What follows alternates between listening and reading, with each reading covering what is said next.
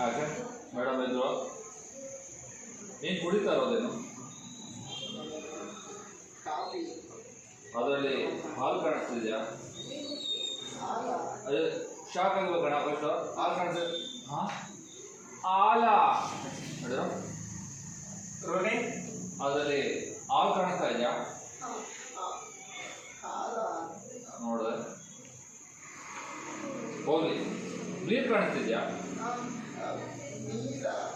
ಅದು ನೋಡು ಹುಡುಗು.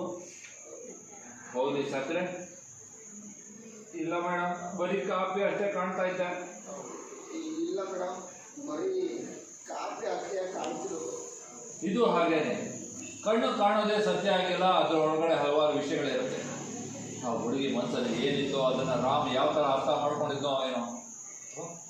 ಆ ಹುಡುಗಿ ಜೊತೆ ರಾಮು ಕ್ಲೋಸ್ ಆಗಿರೋದು ನೋಡಿ ಅವ್ರ ಮನೆ ಕಡೆಯವ್ರು ಯಾರಾದ್ರು